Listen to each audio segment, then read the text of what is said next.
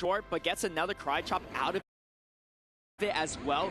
In comes the boosted Ice Punch. Just this double boosted. The Moltres has a bit of energy as well. I think the Moltres is going to outpace her, but that's a huge amount of damage. That's some heavy damage right here. And the Moltres is going to come through with the Sucker Punch. There's not a move ready, and Teddy Bear able to take the 2-1 victory over Tomahawk UK in this winners finals.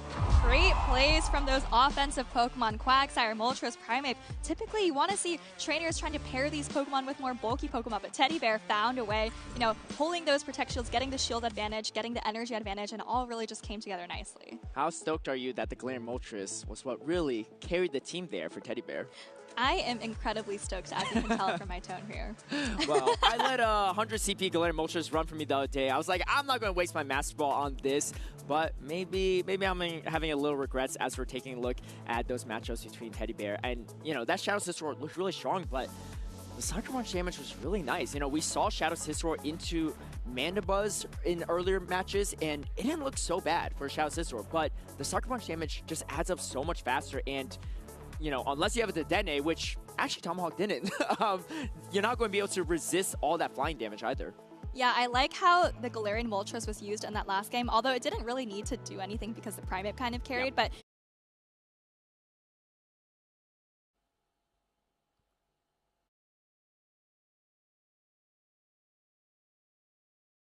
we saw it absorb the energy from the Shadow Scizor, right? And then that flying type energy really goes everywhere into Tomahawk's team. Yes, he didn't need to use it, but you know, like we saw in that second game, able to get to that Brave Bird versus Azumarill. So those charge attacks are very efficient and can hit a lot of things. Yeah, things look pretty precarious for Teddy Bear in that first match. You know, being really weak to that Credilli, and you know, also mistiming things a little bit. I know these players have been waiting for quite a while. They've been here all day long, so fatigue can definitely be a factor here as well. So no one's going to hold them, you know, blame them for that. And they're all the way in the winners rounds. They haven't even, you know, neither players have actually even lost a series at this point in time. But you can see the adjustment from Teddy Bear, fantastic, and then baiting out the Credilli in that third game, being triple weak essentially to Credilli in that second game. And Tomahawk UK is like, all right, I gotta bring it now, right? I mean, there's no way. He complete disrespect to Credilli, showed the respect it need in that that third game, and even though one switch advantage with that Scizor, still able to come away with the win.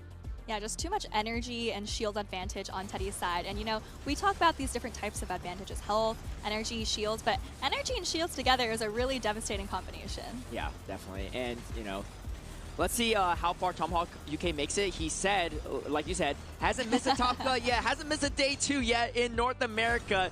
Doesn't want to do it at the largest stage. He only has to win one more series to advance forward. So we wish him the best of luck because, you know, I want to see some more of that Azumarill, some of that Galarian Corsa as well. Some of the more off-meta picks, which is wild because a few months ago, those were like hyper-meta picks.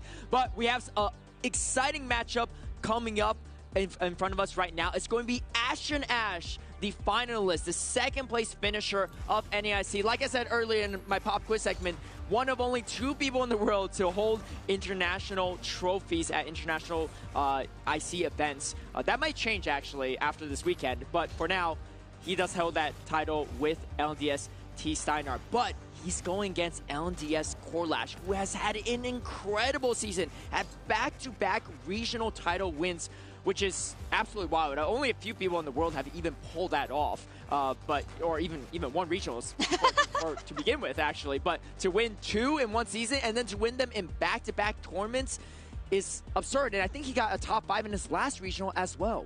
Yeah.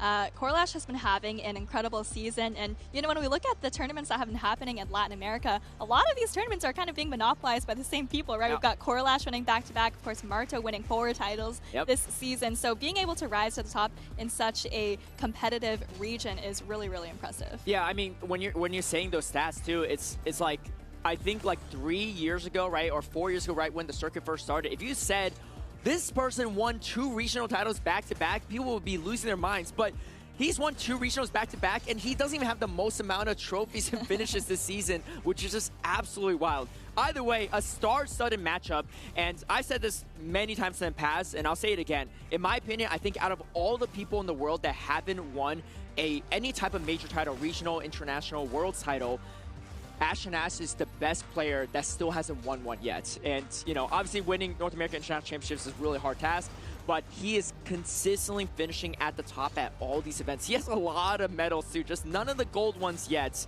but he's looking for it here. He's been having a fantastic season. We talked a little bit about him being, second place at NAIC last year, which is now the highest finish from the 2024 NAIC of any of the competitors remaining.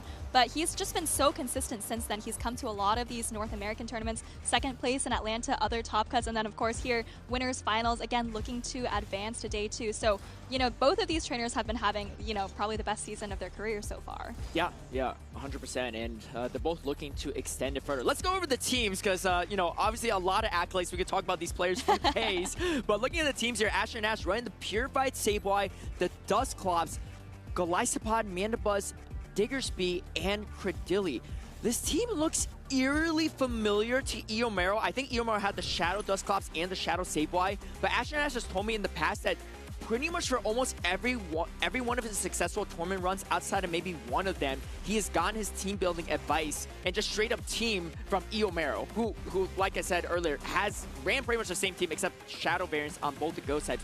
I'm pretty sure everything else is exactly the same, and Asher and Ash piloting those teams really to success. Another player actually that also takes a lot of team advice from Eomero is actually Marco Galde. So, okay. So if you're friends with Eomero or you're not friends with him, maybe chat with him a little bit, see what you can glean from it, because he clearly has some secret sauce here in his brain to build up these amazing teams. Yeah, I think you're right. Ash and Ash's Atlanta second place team, I believe, third place team came from Eomero. So looks like, trying to repeat that success here, or maybe even go beyond the second place. But let's take a quick look at this matchup. You mentioned all those similarities with Eomero's team. I'm thinking about how well those Ghost types stack up against Corlash's team, because there's also 2 Dark types as well as the Tinkaton on Corlash's team. Yeah, Corlash represent the Tinkaton. There is no the Dene. And I remember this, looking at this too backstage when Eomero went against Ramberto. It was the first time we saw Eomero's team.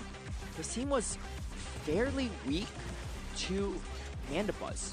And because Ash and Ash is running pretty much the same team, his team is also fairly weak to Mandibuzz. And I think Corlash is just going to bring this Mandibuzz every single game because it doesn't have a lot of bad matchups. Like, I mean, your best answer is probably the Grass-type Credilli, right? Where he's still taking all this neutral damage. Yeah, the Rock Tombs are effective, but Corlash has plenty of time to just shield Rock Tombs, swap out, or even tank a Rock Tomb, and he's fine. So I think we're seeing Mandibuzz quite a bit. And I'm sure Ash and Ash is probably facing another Mandibuzz some point in time leading up to this tournament, but I don't know. He's going to have to dance around it. Eomero made it a close matchup against Ramberto, and I think Ash and Ash might try to do the same against Corlash. All right, well, it's not just the Mandibuzz. I think the Drapion looks pretty safe for Corlash as well. Let's see how Ash and Ash deals with these threats. We're getting into game number 1 here. He's got the Golisopod lined up against the Mandibuzz. All right, a terrible matchup for Ash and Ash, and he's already weak to Mandibuzz. How's he going to deal with it? He has pretty much no answers except for a mirror matchup and a not-so-great matchup here. He is locked into a really tough position here with Shadow Drapion. I will say, though, one thing I learned from last year's NAIC is that you can't ever count out Ash and Ash. He makes some weird plays, and I don't even see the win condition before, and he'll just win the game somehow. This looks pretty dire, though, for him. All right, well, this is a regular Dusclops, and that means it's going to be able to hang on to this crunch. So if Ash and Ash really, really wants to, he can try to flip Swift Advantage. But looking at those backlines, not sure how helpful that's going to be because the Golisopod doesn't have a great matchup anywhere. Yeah, and because it is the non-Shadow variant, though, Corlash knows he can tank these Ice Punches no problem. And he's going to outpace. So if Ash and Ash is really trying to flip Switch Advantage, throws on Charge Attack priority, actually, so forcing Ash and Ash into a tough position. I mean, if you shield this up, you can't really hex this down. So going to let that go, try to come away with a little bit extra energy. Gains with a crunch. Yeah, gets the full Fear Card down. I mean, could have thrown a little bit chip damage or resisted Aqua Tail, but that's a little solid sign for Ash and Ash at the minimum.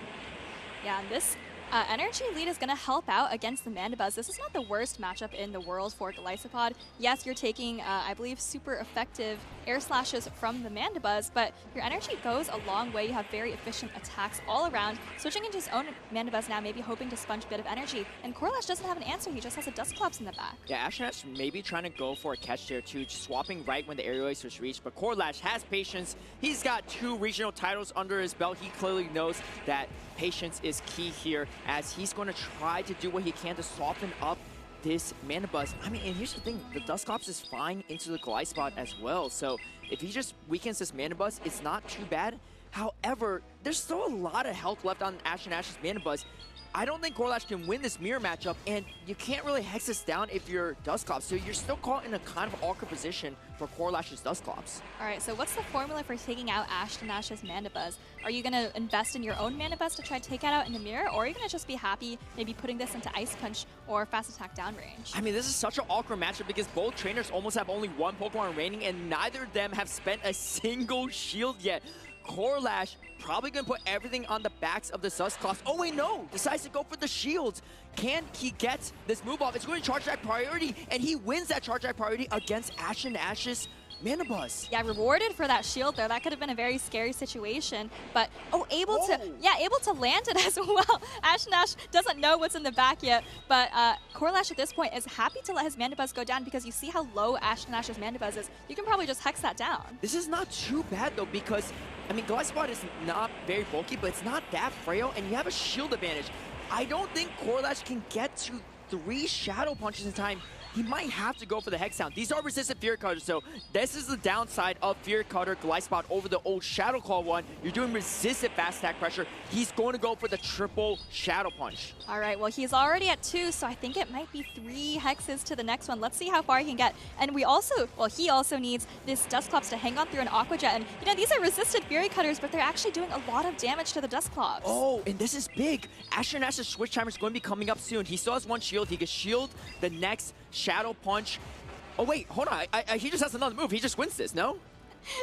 Shadow Punch coming through. Ash and Ash gonna shield it up, but yeah, I think Corlash is at the back-to-back, but doesn't Ash and Ash also have another attack? Yeah, Aqua Jet? He does. Okay, Charge Attack priority. Wow, Ash and Ash. Like I said, this matchup looks so bad for him, but he just pulls wins out of nowhere. I mean, we see all the backlines and all the energy values, but he just finds a way somehow. He swapped the Dusclops and got met by a Drapion, and he has a Gliscod that had just nowhere to go at that point and still wins it.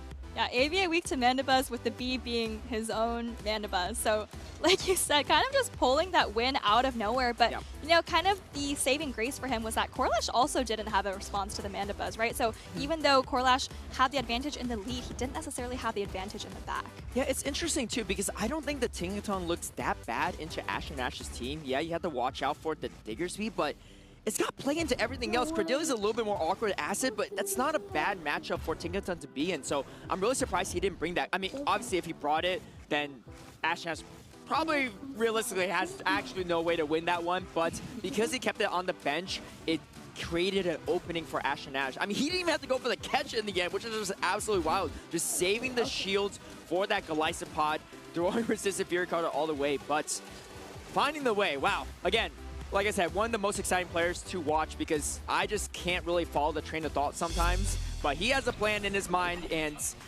it worked out.